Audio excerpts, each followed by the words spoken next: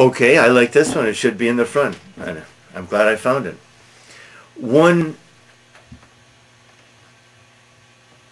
only condemns, blames is the word blâmer here is the word condemns. One only condemns vice and praises virtue for reasons of personal gain. That is, oh, that's terrible. I'm morally outraged. That's terrible that people do that, that people have said that he did that to those people, that he said that he did some cruel thing to a child or something. His point is, I'm afraid, that when I say that, I'm making a speech. And I want you to think, oh, how noble you are, Cook. How elevated you are. What high moral standards you have. What an excellent human being you are. How noble you are. I'm making a speech. And I praise him or her. Oh, wow, what an excellent human being. Bravo, bravissimo. Excellent. A saint.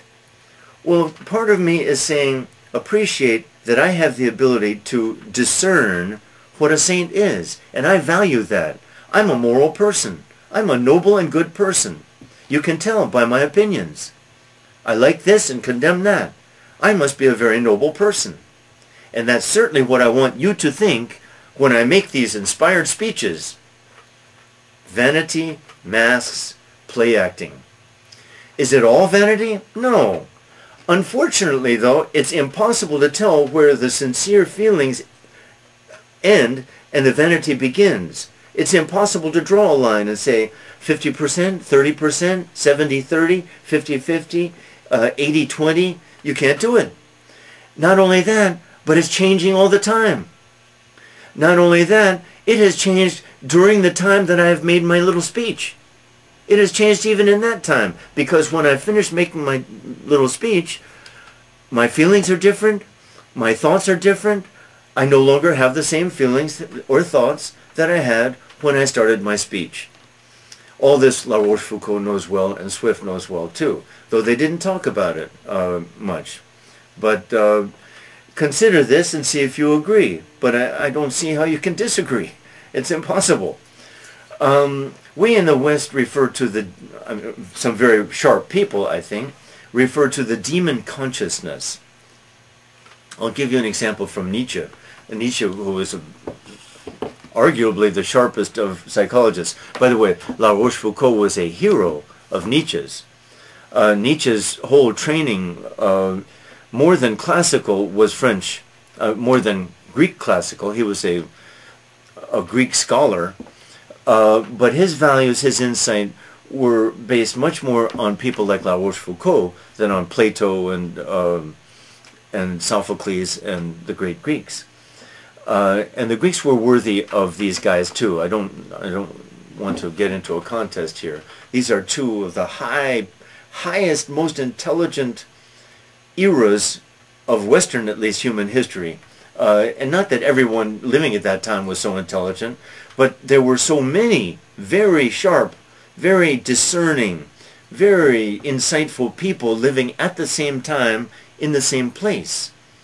That's the remarkable thing. Okay, now, did I forget the one I wanted to say?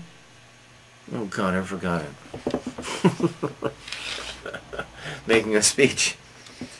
Let me see if I can get it back. Speech making, vanity. Oh, Nietzsche. Got it. Got it. Okay. The demon consciousness is the idea. We are always conscious. Self-conscious, conscious. Our consciousness is the distinctive mark of our humanity.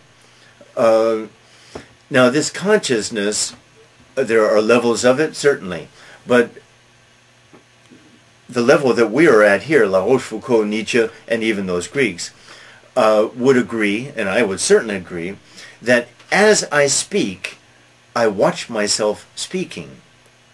As I speak, I listen to myself, and I'm watching and evaluating and thinking and even calculating What will the effect of my words be on the person to whom I'm saying these words? What effect do I want to create? And this fact vitiates, V-I-T-I-A-T-E, vitiates, spoils the purity of any moment. Now, a romantic is a person who loves emotion and loves to believe in the purity of some feeling, emotion, sentiment. These people and I would agree there is no such thing.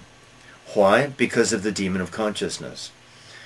And I carry this further, and I think they would agree, Nietzsche would certainly agree, that the whole reason why we become emotional is to try to lose that demon. Try to convince ourselves that he, I, is not there. We can't. We can't. And so we become fanatics at this or this, religious fanaticism. That's what this is.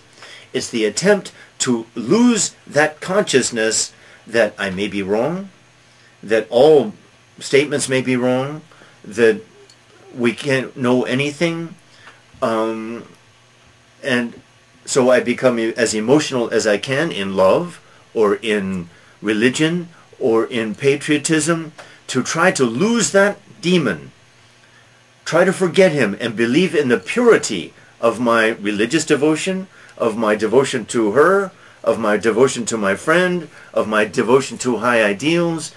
I become as emotional as I can to try to stop thinking, frankly. Now, Nietzsche says, in our most pious moments, Lord, forgive me. Mea culpa, mea maxima culpa.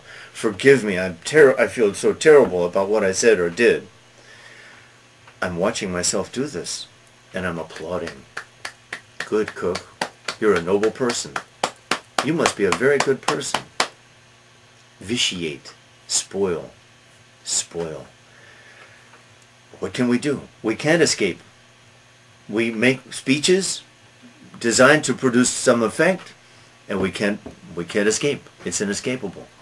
That's the ultimate message, I think, of La Rochefoucauld and that whole moralist tradition, which is not so big, of the Western world anyway. There aren't so many who are at this level in our culture, in our cultural history, in the 3,000 years of our cultural background. There aren't so many. No one can be at that level all the time. That's, I think, probably impossible. But some have written wonderfully about these things, and two of them are La Rochefoucauld and early middle Nietzsche. Thank you.